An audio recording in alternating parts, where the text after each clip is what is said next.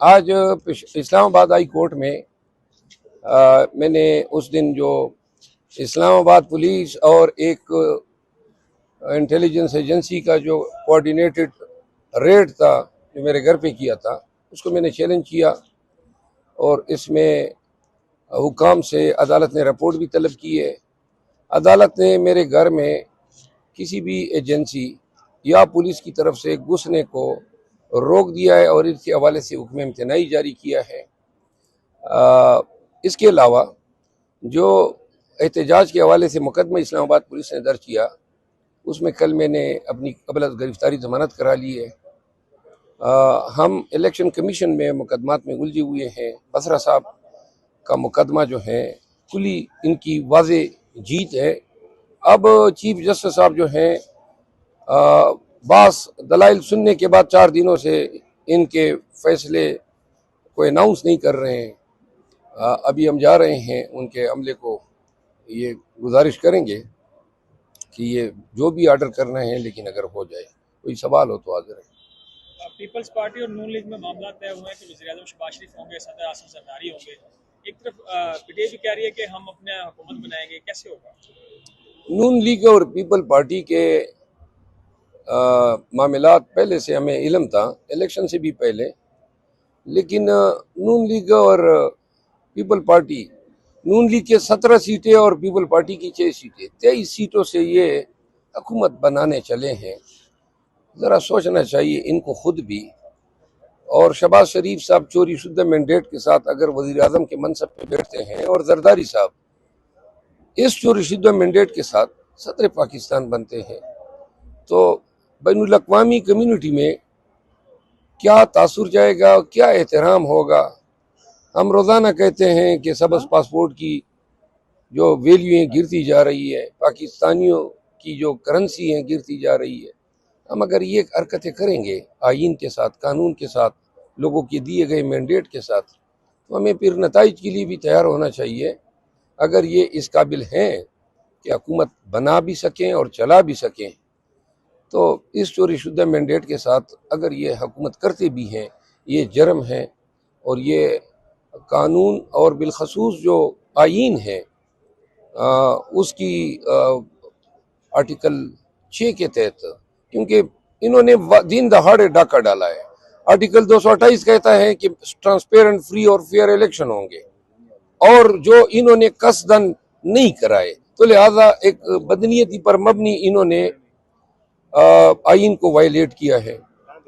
जी sir जी बताइएगा कि जिस तरह आजकल होता है कि पता ही नहीं चलता कि किसी भी मुकदमे में उठा लिया जाता है, तो आपने कोई कोर्ट में कोई दरखास्त वगैरह दायर करवाई है कि आपका नाम किसी एफआईए में हो या कोई और मुकदमे में हो, किसी भी जगह से आपको गिरफ्तार कर सकते हैं? जी, आज ही मैंने गुजारिश की है कि आज ही ये रेड पिटीशन समाअत के लिए मुकर्रर थी और जस्टिस साहिबा ने समाअत की है। तमाम इदारों से रिपोर्ट तलब की है, जिसमें मैंने जो रिस्पॉन्डेंट्स हैं उसमें FIA, IG police, secretary interior, नेब, इन तमाम को मैंने रिस्पॉन्डेंट बनाया है कि अगर कोई भी इंक्वायरी एफआईआर हो ताकि मुझे इल्म हो और मैं, और इस नबीयत का ये मेरे अपने ज़ात के लिए 11वां मुकदमा है।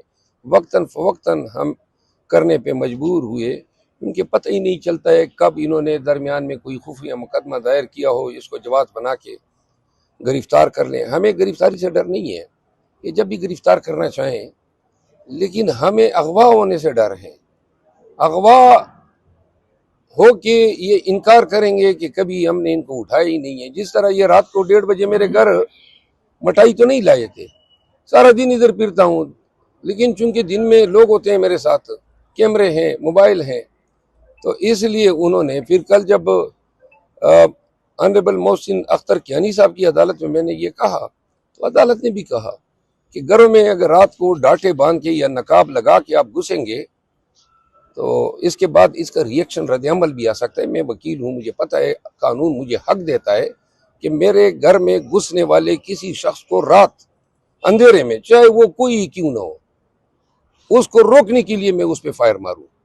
तो लिहाजा अब मैंने अपनी सिक्योरिटी के खातिर खा बंदोबस्त किए। वारंट देकर कोई आएगा तो आएगा, और अगर बगैर वारंट के कोई आएगा तो बेशक वो हमें मारेगा, लेकिन हम कोई आराम से उनको घर में अंदर घुसने नहीं देंगे। शेर अफजल मरवत साहब, ये बताएं कि इमरान खान ने आम माफ़ी का ऐलान किया फतह मक्का के तर्ज पे, तो ये बताएं कि 9 मई रिजीम चेंज के बाद जिन अफसरान ने तहरीक इंसाफ के खिलाफ मुकदमात बनाए, बेशुमार खवातीन अभी भी जेलों में, तो उनके हवाले से आपका क्या लाएअमल होगा तहरीक इंसाफ का?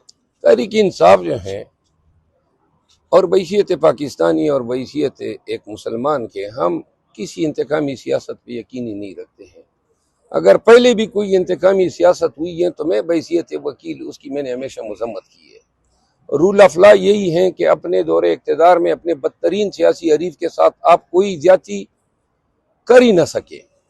खान साहब बार बार इस चीज़ का इजहार कर चुके हैं। जिन हुकाम ने पीटीआई के लोगों के साथ ज्यादतियाँ की, अपने इख्तियारात का नाजायज इस्तेमाल किया, कतई नजर इसके कि इन्होंने किसके खिलाफ किया, असल अमर ये है कि इन्होंने ऐसा करके खुद निज़ाम की कारकर्दगी पे सवालिया निशान उठाया। ये एक दफ़ा असल अमर ये है कि इन्होंने ऐसा करके खुद निज़ाम की कारकर्दगी पे सवालिया निशान उठाया। ये एक दफ़ा कर सकते हैं तो दोबारा भी कर सकते हैं। बहुत सारे अफसरान ऐसे हैं जिन्होंने एक नहीं दर्जनों के हिसाब से नाजायज इकदाम उठाए। तो लिहाजा निज़ाम और कानून ये तकाजा करता है कि जिन्होंने सियासी वजूहात की बिना पे अपने इख्तियारात का नाजायज इस्तेमाल किया है, वो लोग अपने आप को कानून के अंदर अपने आप को एक्सपोज कर चुके हैं। अगर कानून है तो कानून को अपना रास्ता लेना चाहिए। ये नहीं है कि ऐसी माफ़ी हो कि जी आपने जो किया, इन्होंने बड़े घिनौने, बड़े ही हीनियस जराइम का इर्तिकाब किया है, लोगों को कत्ल किया है, शहीद हुए हमारे वर्कर, 9 मई को 25 वर्कर। ये नहीं हो सकता है कि जी वो उनका खून हम माफ करें, ना खुदा माफ करता है, ना उनके वरसा को ही आखें कि दियत की रकम लें। फिर लोगों के कारोबार तबाह किए हैं। एक डीपीओ था चरसदा में मैं गया तो इसने इन हालात का फायदा उठाते हुए हमारे वर्करों से 6-7 करोड़ रुपए इनते हैं। अब ये माफी हो सकती है जब तक कि उस शख्स से ये रकम निकलवाई न जाए। तो लिहाजा जिन लोगों ने अब ये जो टिकट पास करने के चक्कर में पेशावर में रिटर्निंग अफसर ने एक अफगानी को 7 करोड़ लेके जितवा दिया। अब ये तो उनका भी बंदोबस्त नहीं है जिन्होंने ये कराया है। 3-4 लोग जो है सिर्फ पेशावर में पैसे दे के और उन्हें लेके उनको पास कराया है, और ये काम कराची में भी हुआ है। तो लिहाजा ये जराइम किस तरह काबिल माफी हो सकते हैं। अच्छा, मरवत साहब, नून लीग कहती है कि हमारे साथ भी धांधली हुई है, हमारे बड़े नामी गिरामी जो सियासतदान है वो हारे हैं, और वो कहते हैं कि हमारे साथ केपीके में धांधली की गई है। आप कहते हैं हमारे साथ पंजाब में धांधली की गई है, आप कहते हैं हमारे साथ इस्लामाबाद में भी धांधली है, तो वो आपके खिलाफ भी कहते हैं कि जी हमारे साथ केपीके में भी धांधली है। जी, केपीके में तो इनके कुल 7 उम्मीदवार खड़े थे 44 की सीटों पे, इसमें से 2 ये जीत चुके हैं बकौल इनके, 5 रह गए हैं। उसमें इनका एक उम्मीदवार मेरे हलके में था और उसने 43 वोट लिए हैं। तो अगर धांधली हुई है तो कोई आके इलेक्शन कमीशन में कोई पिटीशन दायर कर देते। एक भी पिटीशन नून ने दायर नहीं की है, मां सिवाय मानसेरा का, जहां शहजादा गिस्तासब जीता है, और नवाज शरीफ ने दरखास्त दी है कि रिकाउंट कराएं, और रिकाउंट का बंदोबस्त करने के लिए ये वहां पे वोट प्रिंट करा रहा था लाहौर में एहसान, जो इनके पार्टी का ऑफिस बियरर है।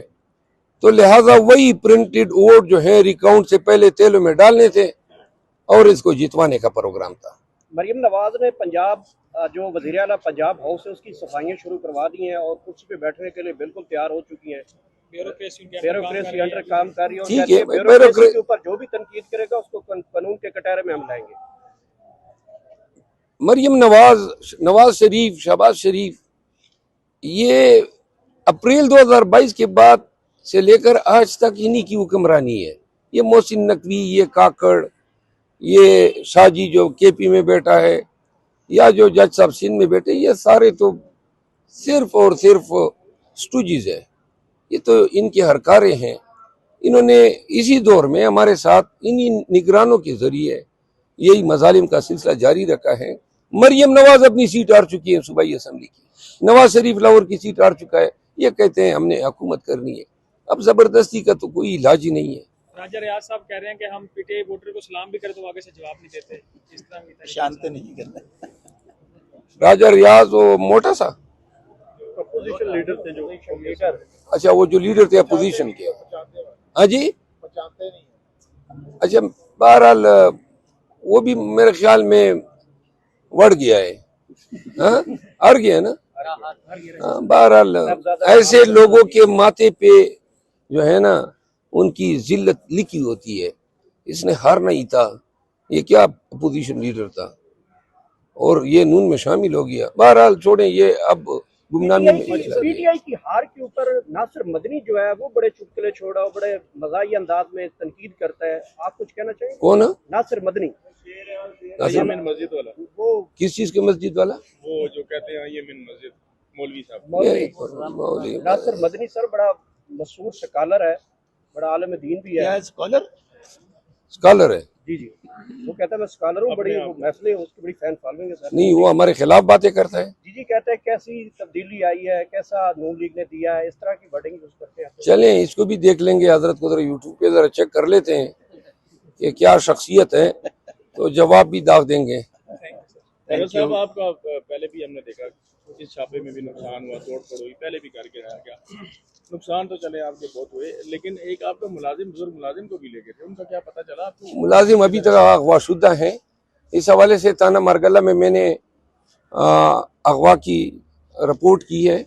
घर में घुसने पे मैंने 3 लोगों पे दावेदारी की है, IG Islamabad, SP CTD, SSP CTD और एसएसपी ऑपरेशन। इसके अलावा जो इनकी ईमा पे ये काम हुआ है उस शख्स का भी मुझे नाम का पता चल गया है। एक इंटेलिजेंस एजेंसी है और बेसिकली ऑपरेशन उनकी ईमा पे हुआ है, ये नई कूद आई है। और इस हवाले से मैं जो उनके वो काम है एक लेटर लिख रहा हूँ, उन शख्स का नाम भी मैं बता रहा हूँ